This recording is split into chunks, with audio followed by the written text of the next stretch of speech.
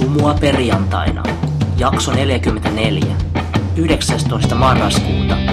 Anni-elokuva.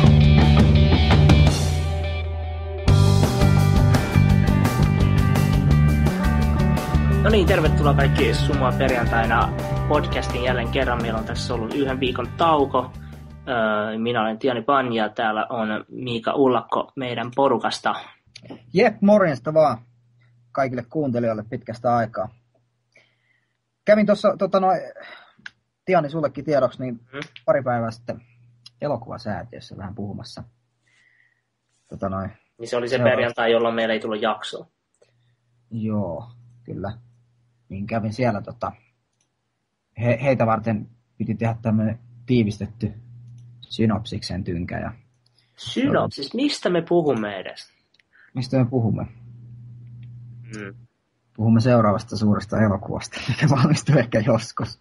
Mutta anyway, siihen tarvii tehdä sellainen, ja kävin siellä juttelemassa, ja ihan kivasti ottivat ihan vakavissaan jo, että ei tullut sellainen fiilis, mikä on tullut aika monta kertaa, kun on käynyt juttelemassa, että on ollut liikaa sellainen, että joo, katsotaan nyt, ja tulevaisuuden varalle, ja vastaisuuden sitä, ja tämä nyt on vaan tällainen juttu. Nyt oli vähän sellainen fiilis, että olisi oikeasti saatu asioita vähän eteenkin päin. Että seuraavaksi mä joudun kirjoittaa sinne, kirjoittaa pidemmän. Koska kukaan ei ole koskaan kirjoittanut sellaista meistä. Niin sellaisen, mikä se on, treatmentin sitten sinne. Mutta mulla on muutenkin hauskoja uutisia. Mä kävin, kerrotaan vähän taustaa. Tämä Arttu Viskari, minkä varmaan monet kuuntelijat ehkä jostain syystä tietääkin, niin hän siis tekee musiikkia, ja hänen musiikkituottaja Olli Saksa, niin monesti on käynyt siellä hänen studiollaan ihailemassa tuottaja siellä touhua, niin hänellä on sellainen hieno tuoli, että se, aina kun mä tuun sinne, se kääntyy tyylikkäästi sillä tuolilla silleen niin kuin tuottaja, tiedät sä, kädet niskan takana ja leveilen siinä, keikkuu siinä tuolissansa, ja mä oon miettinyt aina kun mä arvaan, se on semmoinen musta nahkatuoli, missä on tosi korkea selkänoja, että sit kun se on siinä tuolissa, niin sä et näe, ja se on selin suhun, niin sä et kyllä, näe. Just sellainen. Ja sitten se kääntyy hitaasti. Joo, aivan. Ja tällaisen mä ajattelin, että mäkin haluan olla tollainen tuottaja ja mogu. Sitten mä lähdin kauppoille kiertämään, ja mä kävin yhdessä kaupassa ja hankin sieltä itselleni sitten sen 300 euron johtajan tuoliin. Mä ajattelin, että tää on hyvä, tää tuntui tosi hyvältä. Mä toin sen tänne himaan. Laitoit sä 300 euroa tuollaiseen tuoliin? Joo, mutta se ei siinä vielä kaikki. Mä tuon sen tänne himaan, pistän sen kokoon. Mä huomaan, että A, se ei mahdu kääntymään tässä mun vieressä. B, se ei mahdu tänne mun pöydän alle, koska se on niin korkea. Ja toisekseen, kun se ei mahdu pöydän alle, niin mä yletyn edes hiireen ja näppikseen. Ja C, mun jalat ei ylety maahan, koska tää on niin korkea, vaikka te laittaa ihan minimiin. Voi veli. Kaupassa se oli tuntunut hyvältä, kun mulla oli kengät jalassa, mutta nyt se mä revin siitä eilen renkaat irti pohjasta, niin laitoin siihen semmoista huopatassut tilalle. Nyt se toimii. Nyt on hyvä olla johtajana tässä taas. Semmosta. Mä oon sanaton. Mä en osaa keksiä tähän mitään sanottavaa enää. Voi helvetti. Olilla sä istut, Tiani Pan. Mä tiedän varmaan millä se on siis muovisessa, naurettavassa lasten. Joo, sellainen terassituoli, tiedätkö? Se on narskuu vaan. Kuuntele, kun mä nojaan tähän mun selkänojaan. Ei, Tiani Pan. Ettekö te tiedä, että jos te vietätte aikaa tietokoneella niin kuin te vietätte, niin teidän selkänne elinikä lyhenee. Mut hei, vielä yksi uutinen. Mä kävelin äsken Roihuvuoresta tänne Otaniemeen 23 kilometriä kävelin ja mietin syntyjä syviä. Ja? Mä oon hyvä. Mihin lopputulokseen sä päädyt? Jalat on muussia, mutta edelleen kuntoni on kuin terästä. Kuin teräsmiehellä selkeästi. Ja sen lisäksi meillä on tänään täällä vieraana, meillä melkein oli Iiris Juutilainen, mutta hänen tämä seikkailunsa päättyi valitettavasti keskeytykseen teknisten ongelmien takia. Me tuossa muutama jakso sitten naureskeltiin Mäkkien luotettavuudelle. Nyt pitäisi koputtaa puuta, kun on sillä itse, mutta se ei nyt, Iiris ei saanut asennettua tarpeeksi ajoissa Skypeä, niin tulee sitten joskus myöhempään kertaan. Sen sijaan meillä on täällä vieraana ihan vieraana siis ei meiltä ketään, vaan Joonas Einola Anni-elokuvasta. Terve Joonas. Kiitos ja kiitos kutsusta. Jep. Joonas on tuottajana tässä projektissa, josta mekään emme tiedä hirveästi. Tosin mä kuulin noin 10 minuuttia sitten Miika Ullakolta, että hän on ollut tässä mukana. Joten ehkä... Tiesitkö Joonas Einola sitä, että minullakin on soppani, miten se sanotaan? Lusikka sopassa. Älä sano, että sä olet käynyt meidän koekuvauksissa. En ole sentään käynyt, mutta Jos sut hylättiin, sä et ole tarpeeksi näyttiin. Kokemuksen puutteen vuoksi. No ei, siis mä en itsekään siis tajunnut tätä yhteyttä vasta nyt, kun mä katson tosta joku oikeastaan ihan siis äsken ton trailerin ja mä silleen, että hei, tämähän on se leffa, missä toi mun kaveri Henri Kiviniemi oli ilmanpaineletkujen kanssa duunailu ja tällaisia pieniä tehosteita tehnyt siihen, niin meikäläinen oli silloin siellä hänen kanssaan jonkun liikkeen semmoista seinää tekemässä siellä. No hyvänen aika näin muuten olikin, se oli Malmin korupaja. Joo, kyllä. Olit se siellä vai kuka siellä kävikään sitten? Kyllä mä olin siellä myös paikan päällä. Mutta olit se silloin, kun mä olin siinä käymässä? Olin mä silloin, kun sä olit siinä paikan päällä. Sulla oli jo joku tuotantoauto siinä, joku ruoska. Meinaatko sitä sinistä Chrysleria? Ehkäpä. Muistan vaan, että teillä oli joku tuotantoauto, joka oli jotenkin mieleenpainuva. Joo, jos se oli se samainen, niin se oli hyvinkin mieleenpainuva ja aiheutti paljon murhetta ja rahan menetyksiä. Ai jaa, okei. Okay. Musta on vähän samanlaiset kuin meidän väni.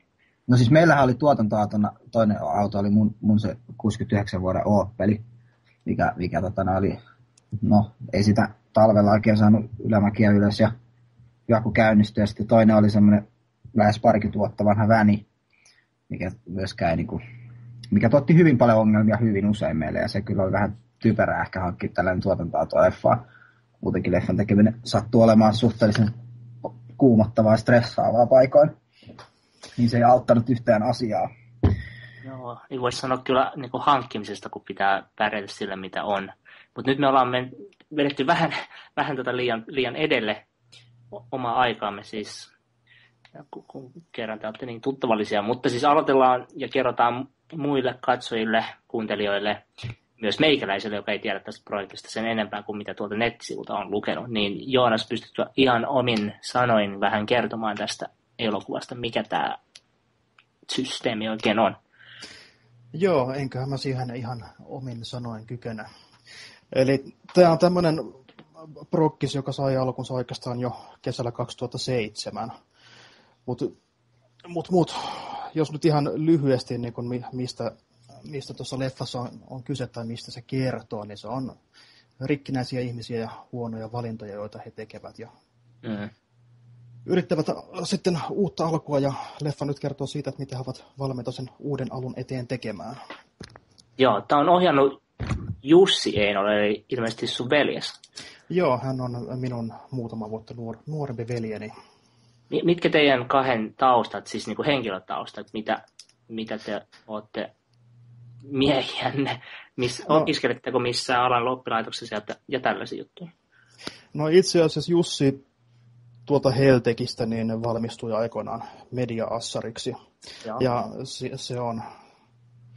se on oikeastaan se ainoa koulutus, mitä meillä on ollut käytössä, kun ollaan leffan tekoon lähdetty. Että mä olin menossa itse täysin niin kuin eri suunnassa. Tein IT-alan hommia ja harrastin proosan kirjoittamista. Ja me oltiin Jussin kanssa Eurooppaa kiertelemässä kesällä 2007. Ja Jussi oli siihen aikaan juuri saamassa ensimmäistä pitkää leffansa valmiiksi ja kaipasi ideaa toiseen, niin mä lupasin sellaisen kirjoittaa. Mutta siinä sitten kävi niin, että en mä malttanut jättää sitä siihen tarinan tynkään 9 sivun mittaiseen sellaiseen, vaan lähdin sitten ihan täyspainoisesti mukaan tuohon projektiin. Ja itse asiassa vähän en ole tässä pelkästään tuottajana, että mä olen siinä niin kuin toinen käsikirjoittaja. Että meillä on niin kuin, käsikirjoitus on yhteinen ja Jussi on sitten ohjannut ja mä olen tuottanut, että mulla on siihen vähän silloisen leipätyön puolelta niin eväitä ollut. Aivan. Siihen tekemiseen. Sä mainitsit tuon aiemman elokuvan. Mikä se semmoinen, onko se on mahdollista katsoa? Tai niin se on mahdollista katsoa, jos menee Jussin luokse sen katsomaan. Se käytetäköön termiä demoleffa, eli se alkoi koulun lopputyöstä ja siitä tuli täyspitkä leffa, mutta siinä on käytetty sellaista musiikillista materiaalia, että hänestä tulisi hyvin köyhä ihminen, jos se olisi nettiä pitäisi maksaa tekijänoikeusmaksuja. Et se on vähän niin kuin semmoinen oma oppikoulu hänellä ja elokuva, jota voi suljetussa ympyrässä katsoa. Demoleffa. No kaipa graffiti meissäkin jonkinlainen demoleffa sitten on. Että no joo. Tuohon määritelmään. Mun tuli mieleen, että mikä teillä oli sitten niinku tavoitteet tämän Anni-leffan suhteen ihan alusta? No siis tavoite oli tehdä semmoinen niin kuin, no vähän niin kuin oma käyntikorttileffa, että sitten kumpikin voi sitä käyttää referenssinä jatkaessaan omaa alkavaa elokuva-uraansa. Joo. Okei, tuolta nettisivulta lainaten meitä kiinnostaa tietty tämä tuotantotapa ja tämä alkuperäisidea. Siis sanoit, että syntyi novellin muodossa, niin se oli just sen matkan jäljiltäkö? Joo, se oli sen matkan jäljellä. Mä kirjoitin semmoisen 9 sivun mittaisen lyhyttarinan nimeltä 3, jossa tämän leffan tapahtumat on aika tarkalleen ottaen mukana, mutta sittenhän siinä on noin 180 sivua lisää kaikkea muuta tullut sen jälkeen. 180 sivua oli sitten se lopullinen käsikirjoitus? Pikkasen päälle. Okei. Onko tämä sillä tavallisella formatoinnilla vai onko teillä ollut ihan omat tapat kirjoittaa? Ei, siis kyllä se on itse asiassa ihan tavanomaisella formaatilla, että mä olen itse sen verran pikkutarkka ihminen, että mä käytin aika paljon aikaa ihan käsikirjoittamisen opiskeluun. Okay. Ja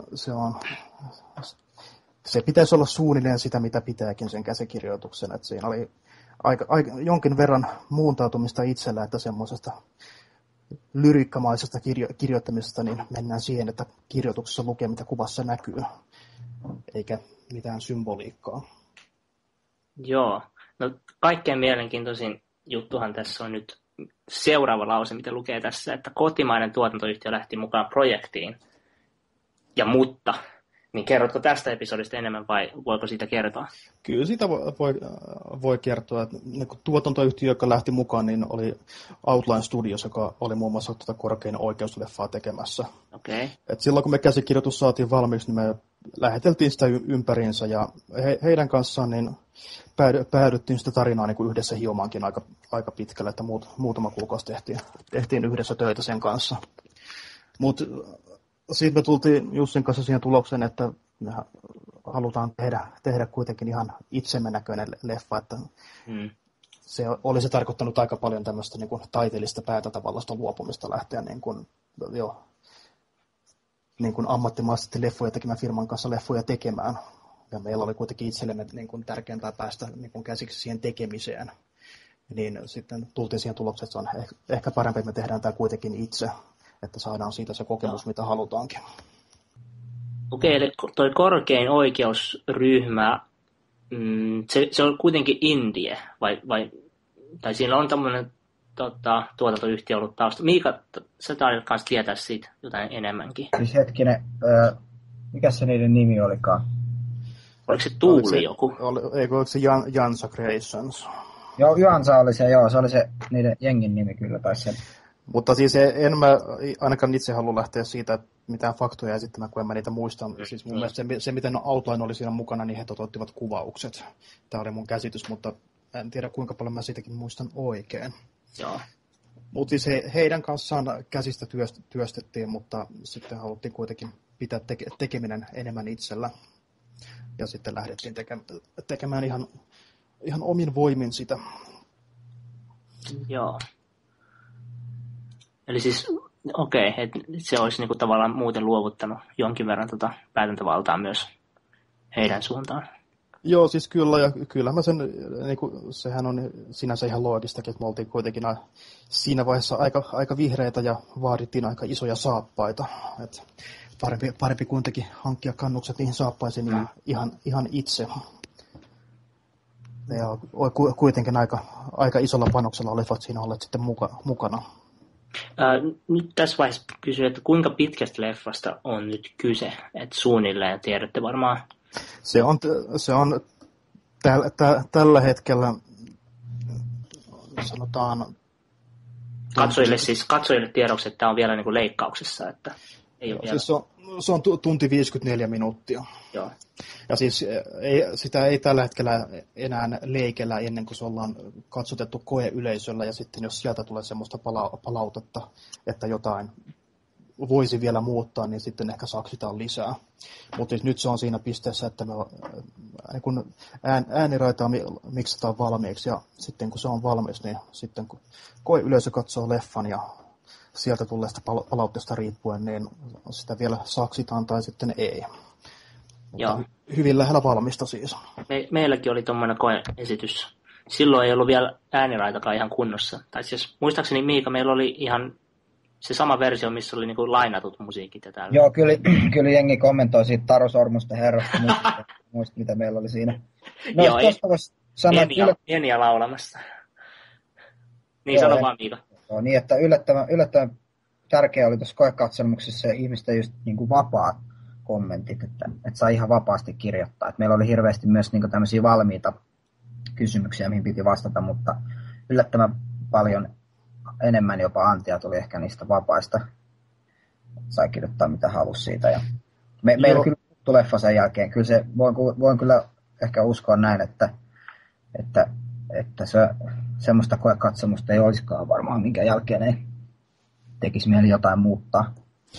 Aivan, ja se mikä meillä ainakin itsellemme ajatuksena, niin siinä halutaan koeyleisöksi semmoista porukkaa, joka ei ole liian lähellä tuotantoa. Joo, kyllä. Että saadaan mahdollisimman niin kuin puolueetonta karua palautetta.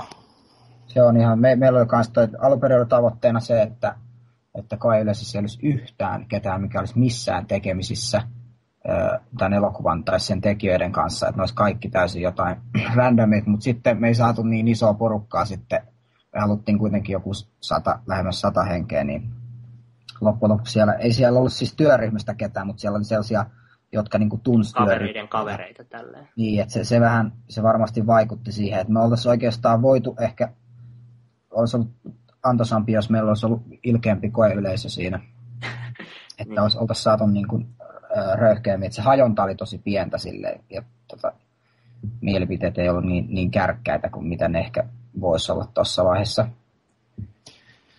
Joo, no siis se mitä tulee ylipäätään palautteen saamiseen, niin kun positiivinen palaute on tavallaan ihan myrkyllistä, koska sen pohjalta on aika hankala niin kun hioa mitään vielä paremmaksi. Niin no. Se on parempi, että joku osoittaa, että mikä ei toimi, kun se, että joku sanoo, että tämä oli muuten ihan jees. Koska sitä ihan jees-kommenttia on hankala lähteä muuttaa niin kuin vielä paremmaksi. Niinpä. Joku sieltä sitten kännispäässä niin kuin viikkoa myöhemmin avautui, että itse asiassa se oli kanssa aika perseestä, että se voisi muuttaa. Ja mä muutin jopa sen, se oli hyvin hyödyllinen kommentti. Okei, tästä tuotannosta vielä lisää, niin satuit sä Miika näkemään vilaukselta sitä kameraa? Vai kysytäänkö nyt? Mä olin siellä silloin heilumassa, kun se oli joku seinänrappa. Mä olin tulossa seuraavana päivänä tai seuraavana jonain hetkellä sinne, ja me käytiin vaan testaamassa sitä lavasta, että mahtuuko se siihen kaupan seinään kiinni. Joo, silloin ei ollut mitään kuvausta niin kuin tapahtumassakaan. Ei ollut tuotantokalustusta muuta kuin se auto paikalla. No sitten Joonas varmaan kertoo meille, millä kameralla tämä on kuvattu. Se ollaan jotenkin teknofriikkejä kanssa vähän tässä ohjelmassa. No siis se kuvattiin tuommoisella Sony HVR HD Tonni E-kameralla, eli semmoinen niinku... Se semmoinen, missä on kahvassa se näyttö? Vai onko se siinä sivussa? Hetkinen, se taitaa olla vähän niin kuin siinä kahvarakenteessa. Siis se on semmoinen niin kuin olalla tuettava malli.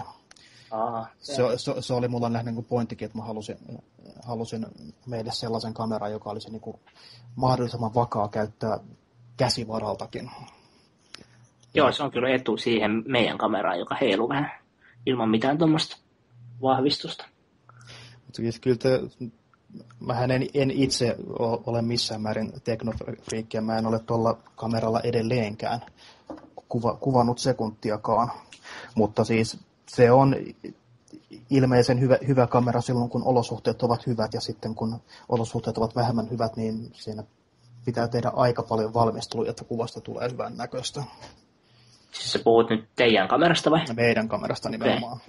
Mutta siis, sä sanoit tuossa mailissa, minkä lähetit vähän aikaa sitten, että toi teaseri, joka by the way on YouTubessa tai sitten tuolta elokuvan kotisivulta voi katsoa, linkki löytyy tuosta meidän ohjelman kyljestä, niin että siinä ei ole vielä käsitelty kuvaa ollenkaan. Joo, se on niin kuin värimäärittelemätöntä matskua, mitä siinä on. Mutta silti se näytti jo mun mielestä tosi hyvältä ja yhtenäiseltä.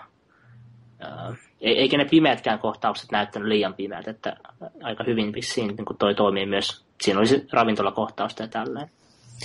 Joo, siis ei se paskimalta näytä, ei se muuten siellä olisikaan.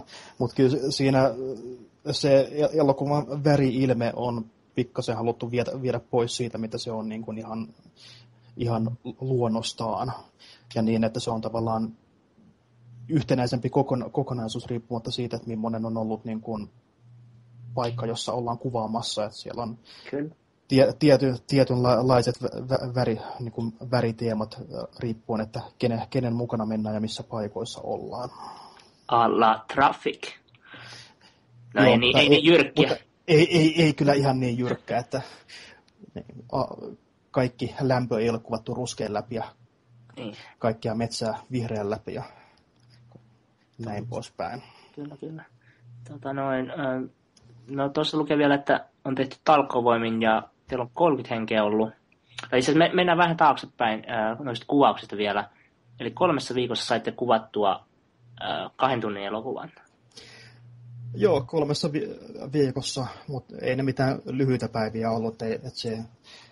Sen 3 viikon aikana ei kukaan ei tosiaankaan tehnyt yhtään mitään muuta. Et lyhyt päivä oli ehkä 12-tuntinen ja pitkä päivä niin 18-tuntinen.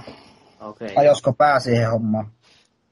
Ei sen aikana, mutta sen jälkeen kyllä huomasi, että toi oli melkoisen puhki. Että niin kun omassa roolissa niin kun indie-tuotannossa, kun tuottaja on oikeastaan se, joka sitten tekee sen kaiken muun, mihin ei ole vielä jotakin kiinnitetty, niin sitä itse oli niin kun ensimmäisenä hereillä ja viimeisenä nukkumassa, että niin kun 1 kerran 2 kuvauspäivän välillä niin itselle jäi nukkumisaikaan noin 40 minuuttia. Joo. Se oli hieman jännittävää aamuyöstä kuskata viimeistäkin kuvausporukan jäsentä autolla himaan ja sieltä yrittää pysyä itse loppumatka hereillä. Oliko teillä osasitteko te varautua siihen vai tuntuuko teiltä yhtään siltä, että alimitoititte sen 3 viikkoa aikana? Että... Mä sanoisin, että ei me aikaa alimitoitettu.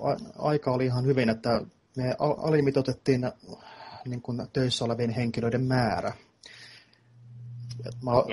Osan piti kuitenkin käydä töissä siinä. Eikö mä tarkoitin niin töissä projektissa okay. Ihmisten määrä, että mä olisin niin kuin itselleni kyllä voinut kiinnittää vielä 1 tai 2 avustajaa niin kuin hoitamaan juoksevia asioita.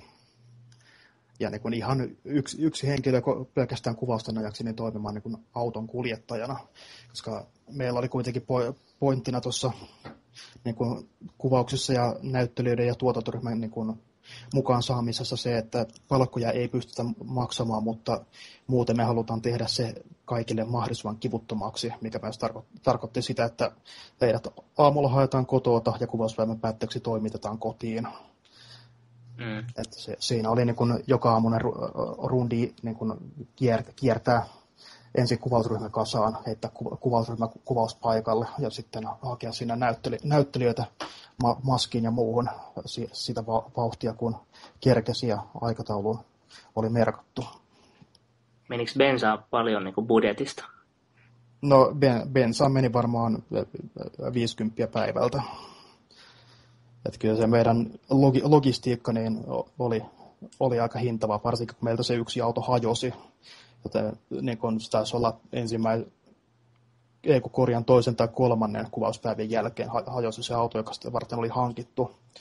Ja sitten ne seuraavat 20 päivää niin pidettiin noin 70 päivältä maksavaa niin vuokra-autoa käytössä. Kuulostaa aika kuumottavalta. No se oli aika kuumottavaa, että rahaa meni enemmän kuin siihen oli suunniteltu. Ja onko teillä lupaa kertoa sitä suunnilleen edes arvioida sitä kokonaismäärästä? No mä voin sanoa, että mä en halua mennä tarkkoihin yksityiskohtiin, mutta siihen on niin kuin 10 000 on mennyt tavallaan itse kuvaamiseen.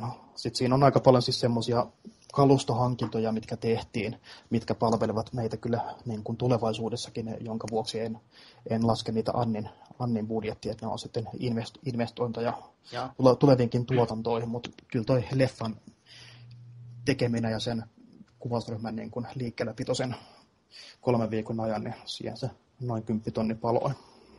Se on ihan hyvä, että te pystytte kuitenkin tavallaan lyhyeksi aikaa sitouttaa ihmisiä sit niin hyvin, koska meillähän on niinku tavallaan ihan päinvastoin, että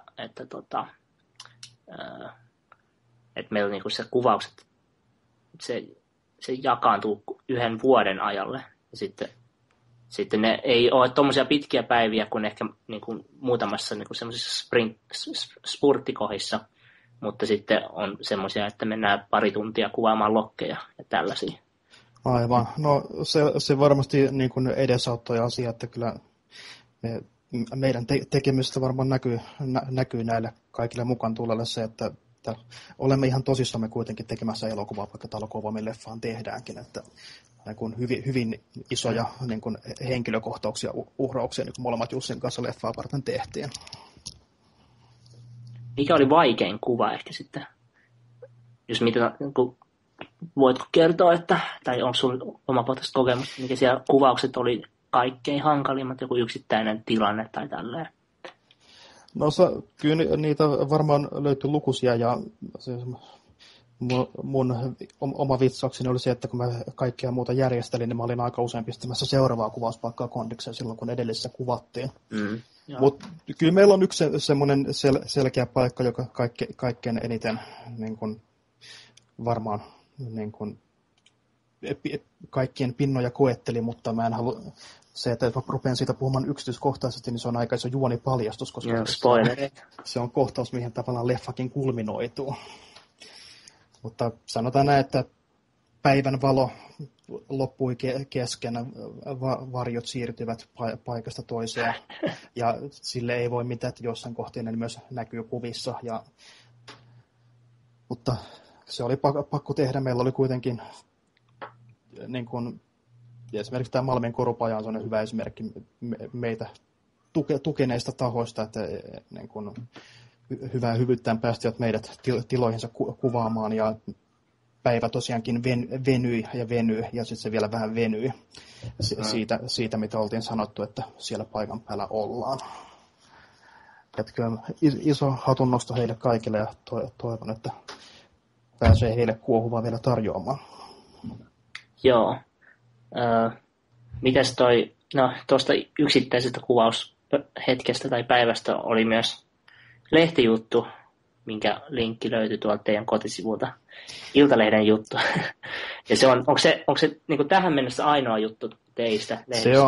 Se on tähän mennessä oikeastaan ainoa juttu, että oikeastaan tuolla Devotedissa niin on yksi meihin liittyvä haastattelu, että meidän valo- ja kuvausassari ja Niko Tiranista niin käytiin yhdessä setissä haastattelemassa Devotedin toimesta. Okei, helvetin tuttu nimi kyllä. Onko se jossain muussakin ollut? Kuka? Niko Tiranis. Kyllähän Niko on tehnyt vaikka mitä. On tuttu nimi mullekin kyllä joo, jostain India taivaan jostain ihan varmasti. Joo, mä yritän nyt just kuollakseni muistaa, että mikä se oli se heidän tuotantoryhmänsä nimi, koska Niko toi meidän tuotantoryhmään mukaansa sieltä Mari Savulaisen, joka toimi meillä kuvaussihteerinä. Se olisiko se ollut joku Desert Rats tai tällainen se heidän yksi ryhmänsä. Mutta joo, se oli nämä kaksi ovat nyt tähän mennessä ne jutut, joita leffasta on niin mediassa ollut. Ja, kiitokset kuitenkin tästä, mutta me ei ainakaan itse ajatella, että olemme mitään suurta mediaa, kunhan tehdään tätä lähinnä niin kuin itsemme ja tämän Indien piirin huviksi. Joo, mutta tämä on silti teille iso hatunnoston arvoinen juttu, että teette, koska ihan kiva, että joku tekee. Tämä kuitenkin sen verran paljon ihmisiä niin kuin töitä tekee koko ajan omien leffojensa kanssa, niin se on kiva, että joku niitä myös nostaa esillä. Joo, no itse asiassa tuosta esille nostamisesta, niin se on tosi vaikeaa meidänkin tavallaan etsiä ja löytää näitä, että ihan sattumalta kyllä tähänkin teihin törmäsin, mutta se oli varmaan myös teidän oma strategia, että ette pidä hirveästi meteliä itsestänne ennen kuin sitten tiettyä hetkeä, joka on käsillä ilmeisesti. No se hetki on käsillä ja se johtuu ehkä osittain myös niin kuin minusta itsestäni koen, että olen tässä skenessä jo vanha ukko, 34-vuotias. Niin mitä? Ei.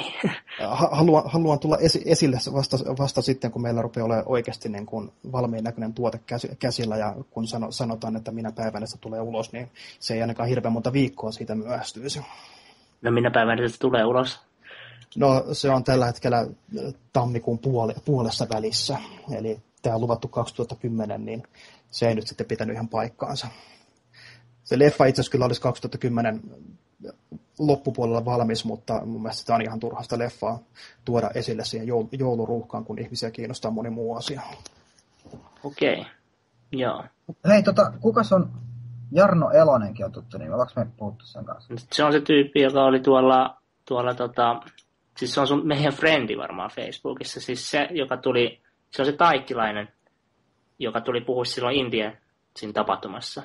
Se putanpaitainen. Niin joo, aivan. Ja sitten teillä oli itse asiassa, mä katson vaan tässä näitä lopputekstejä, näyttelijöitä. Teillä oli myös Marko Huttu näyttelemässä. Meillähän se oli, mitä meistä tuli elokuvassa. Joo, Marko itse asiassa vetää leffassa kaksoisroolin. Ja kummassakaan ei näy hänen kasvojaan. Joo. Mutta se ei missään tapauksessa niin ollut mitenkään vähäpätöinen juttu, että siellä on niin kuin... Siis hetkinen. Marko Huttuhan oli meillä se lääkäri kautta talonmies. Joo, mä siis taas puhun siitä, että mitä Marko Huttu meidän leffassa teki. Kyllä. Se on tosi tämä Petteri Väisänen, hetkinen siis. Petteri Väisänen oli sitten meillä varmaan oliko se sama Petteri? Rajavartija. En mä tiedä, oliko se sama Petteri. Kukas Petteri se oli? Kyllä mä olin mielestäni... En mä usko, että se on sama Petteri. Mielestäni kun katselin teidän leffaa, niin meillä taisi olla sama Petteri elokuvissamme. Ajaa, okei. Okay. Niin meillä oli rajavartiolaitos miehenä semmoinen 170-senttinen jätkä, vaalea tukka, 40V ehkä. Semmoinen mielestämme. Muistatte yhtään, mikä teidän Tumpin näyttelijä, oliko se sama? En mä nyt kyllä mielestä hän ei nyt kyllä 40V ollut. Mut niissä kuvissa, mitä sain siitä teidän pätkästä niin kun tihrustettua, kun se ei ollut mitenkään iso lähikuva hänestä, niin ainakin paljon samaa näköä kaverissa on. Aha, niin, no. Ruumiin rakenne aika samannäköinen ja kasvot hyvin samankaltaiset, mutta ihan 40, mä en kyllä itse... Tässä nyt mä löysin tuon meidän lopputekstitiedoston. Petteri Väisänen. Kyllä, on ainakin nimi sama. Rajavartiolaitoksen mies 1. Joo, kyllä. Onhan tää näköjään, nämä piirit on tällaisia näyttelijöitä erityisesti. Kiertää samassa projekteissa. Niin, Miika Ullakkokin käynyt jossain muissa projekteissa vetelee. Juha Jokela. Se ei ole meillä. Ei ollut varmaan jossain. Onko se India? Siis Juha Jokela on siis teatterinäyttelijä, mun mielestä tuolla Helsingin kaupungin teatterissa. Jaa, että se on sellainen. Palkkanäyttelijä. Joo, okei. Okay. Joo, se oli siitä sitten tuttu se nimi. Joo, toivottavasti nyt muistin oikeasti oli kaupunginteatteri. Mutta ammattinäyttelijä kuitenkin. Nyt teillä on sitten niinku matskut koossa ja niitä leikkelette. Joo, ja eikä niitäkään tosiaankaan niin enää leikellä, ellei koeyleisö ole sitä mieltä, että tosta nyt voisi vähän vielä leikata. Paljon teillä kertyi sitä sitten kokonaisuudessaan? Raakamatskua vai? Niin, raakamatskua. No, jätetään uusintaotot pois, niin kyllä sitä niin kuin, kyllä me saataisiin tuosta niin kuin semmoinen 2,5-3 tunninkin leffa tehtyä. Me tiputettiin muutamiakin aika isoja kohtauksia sieltä niin kuin pois. Todettiin, että ne eivät varsinaisesti niin kuin tuo tarinaan mitään lisäarvoa. Joo. Semmoisia kivoja yksityiskohtia, mutta tuntuu, että veivät fokusta vähän väärään suuntaan. No yllättävän hyvin te pystytte siihen, jos te olette kerran kirjoittanut sen tarinan itse, ja sitten pitää vielä tehdä tämmöinen päätös, että tavallaan tappaa omia lapsia. Vai? No, se oikeastaan se, että sen on kirjoittanut itse, niin mä ainakin itse vähän niin kuin unohdan sen työmäärän, mitä on jo tullut tehtyä, ja niin kuin koko ajan vaan katson, että miten me saadaan siitä niin kuin mahdollisimman hyvä. Että se ei mulle tuota tuskaa tiputtaa sitä pois, mitä mä oon niin kuin kirjoittanut monta päivää, jos ei se kuitenkaan sitten niin kuin lopulta toimi. Ei kaikki, mikä paperilla on hyvä, niin toimi sitten käytännössä. Ja sitä on kiva kirjoittaa semmoisia pieniä niin kuin sivutarinoita, jotka syventää jotain hahmoa, mutta jos se kokonaisuuden kannalta niin tuntuu ylimääräiseltä, kun sitä katsoo, niin sitten se varmasti tuntuu jonkun muunkin mielestä ylimääräiseltä, kun sitä katsoo. Joo, ymmärrän. Alright, eli elokuva on tulossa sitten tammikuussa 2011. Nyt koputetaan puuta. Ja nettisivut annielokuva.com, kaikki siis yhteenkirjoitettuna traileri tai teaseri. Siellä on Facebook-sivu on kans. Ja muuttuuko toi sivu sitten jossain vaiheessa, kun lähemmäs ilmestymistä? Kumpaa tarkoitat? Siis kotisivuja, että onko se, vai tuleeko sinne vaan trailer teaserin tilalle ja tälleen?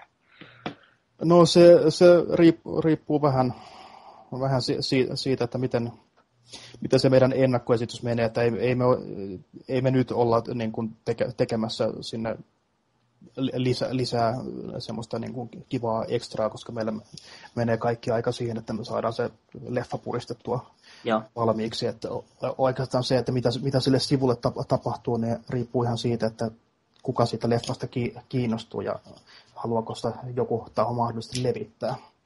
Että sen jälkeen mennään aika pitkälle heidän ehdoilla. Joo, aivan. Et nyt kaikki informaatio, mitä ulos on tuotettu, niin ehkä jotain lisää kuvamatskua ja julistetehtailua tulee. Mutta noin niin kuin muuten, niin no, se on mitä siellä nyt on. Kyllä, se on ihan oikein. Ei siinä mitään.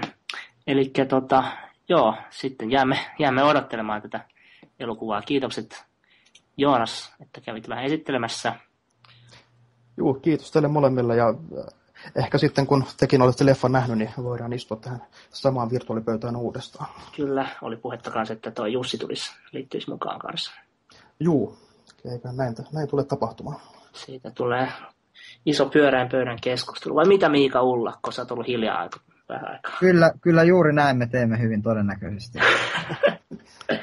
Käsikirjoituksen mukaan. Selvä. Tältä viikolta Sumua perjantaina oli tässä. Hauskaa viikonloppua teille kaikille ja nähdään taas seuraavassa jaksossa.